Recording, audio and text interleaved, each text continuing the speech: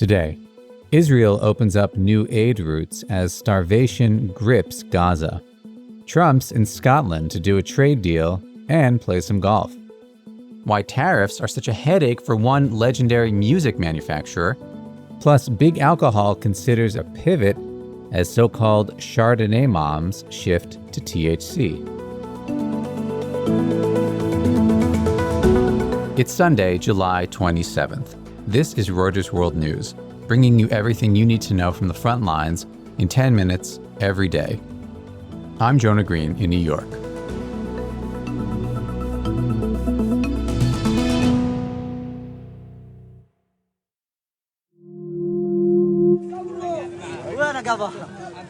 Hundreds of Palestinians gathered in Beit Lahia in the Gaza Strip on Sunday to receive aid, after Israel said it would allow new aid corridors in the enclave, where images of hungry Palestinians have alarmed the world. Israel said it would halt military operations for 10 hours each day in parts of Gaza and resume aid airdrops as well.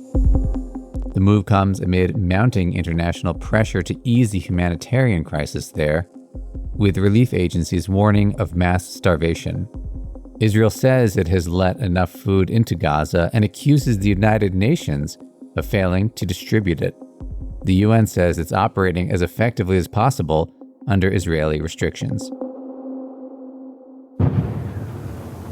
Cambodia and Thailand each said the other had launched artillery attacks across contested border areas early on Sunday.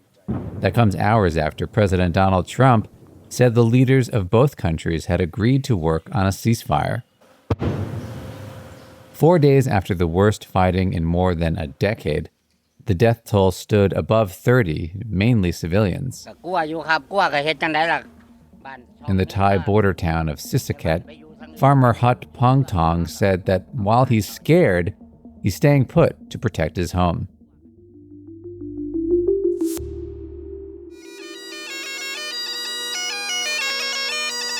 U.S. President Donald Trump's arrival in Scotland was met with hundreds of protesters and their bagpipes. Many came to protest outside the U.S. consulate in Edinburgh, where some held up signs with images of Trump and Jeffrey Epstein. Louise McSorley said she was protesting Trump, not Americans. I'm very much against everything that Trump stands for and what he's doing in America. So I want people to know, the Americans know that we are very much pro them, their democracy. While he's there, he will open up a golf course near Aberdeen. He's also meeting with European officials as the U.S. and EU are engaged in a bitter trade dispute. Reporter Andrea Shalal is there. The European Union and the United States are each other's largest trading partners by far. And so the impact has been pretty significant in Europe already. What we know so far is that 10% took effect in April. And as of a couple of weeks ago, Europe is facing a tariff rate of 30%, which would be quite devastating for many European exporters, particularly countries that are very dependent on exports like Germany and Italy.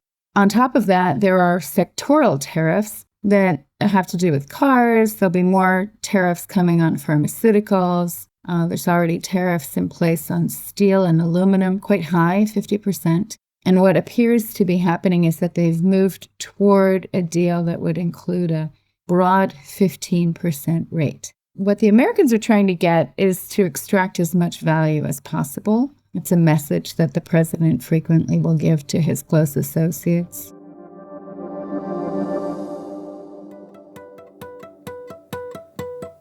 From tariffs to guitar riffs. Sorry. But tariffs have been front of mind for D'Addario and Company. They're the maker of strings and drumsticks for the world's top musicians. What did we do in the onset of the tariff war? Lots of things. That's CEO John D'Addario III. He says that back in April, Trump was generating so much turmoil on trade that his team, which he described as a tariff task force, met daily. They've since scaled back to weekly. We estimate that we've incurred anywhere between $500,000 to $750,000 in additional costs that we didn't plan for already this year. Reporter Tim Appel visited the D'Addario facilities. So, Tim, what are the challenges that they're facing here? Well, some of the biggest challenges they're facing is with their export markets because they're concerned. They produce mostly in the U.S., but they sell all around the world, and they really rely on, for almost half their sales, on these foreign markets. And when the U.S. puts tariffs up, what is going to happen down the road is that those other countries are going to respond. And that seems to be one of their biggest concerns looking forward, is that there'll be retaliation and that will hurt their business. But in a more basic way, they are a totally integrated company in the global economy. They get materials, they get Japanese oak, special Japanese oak for drumsticks, they get copper, they get parts and materials from China, the cane that they grow for making woodwind instrument reeds. They have their own plantations, one in France and one in Argentina. And when that cane comes here, right now it's being tariffed at 10%. And they're concerned that it will go up much further after August 1st.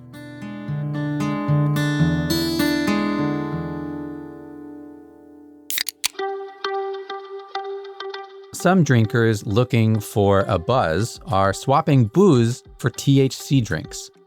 And now retailers are reporting that sales of these mood-altering cannabis drinks are pushing beer off the shelves. And alcohol makers are taking note. Reporter Jessica DiNapoli is covering the story.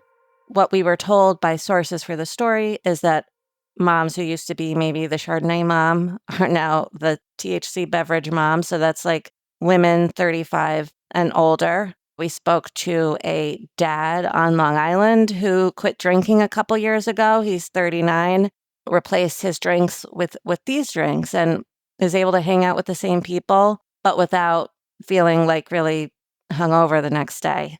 So how are alcohol companies responding? So big alcohol companies who have dabbled in this space before are sniffing around. They're taking exploratory steps. They're seeing, should we invest in this company? Should we develop our own drink? So these drinks are available now. There's kind of a smattering of small brands, but we could see, if a really big player gets in, the sort of marketing campaign, the distribution that a top alcohol maker has, something rolled out nationwide.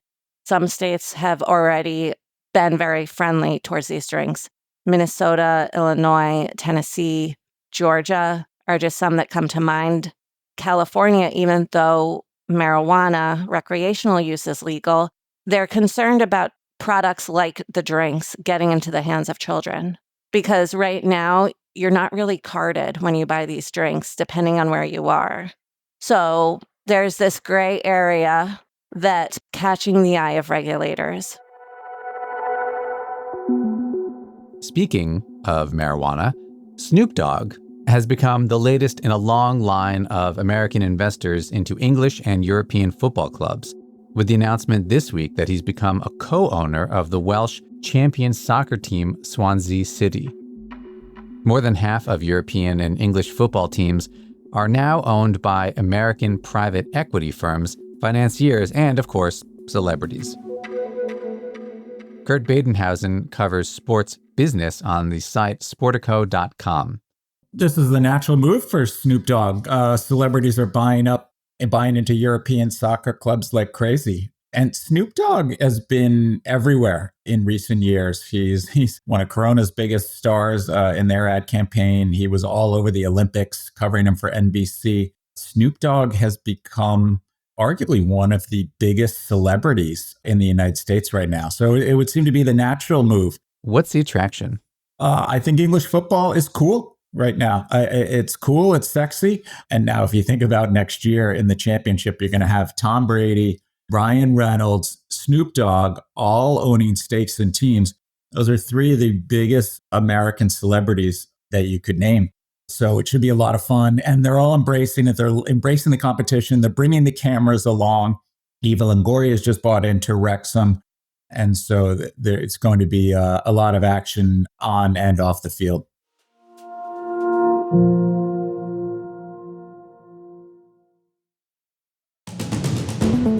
And for today's recommended read, a Reuters special report found that Elon Musk halted Starlink during a pivotal 2022 counteroffensive by Ukraine's military, and how that has hurt Kyiv's trust in the billionaire's space-based internet service. We'll put a link in today's show. For more on any of the stories from today, check out Reuters.com or the Reuters app. Make sure to follow us on your favorite podcast player, and we'll be back tomorrow with our daily headlines show.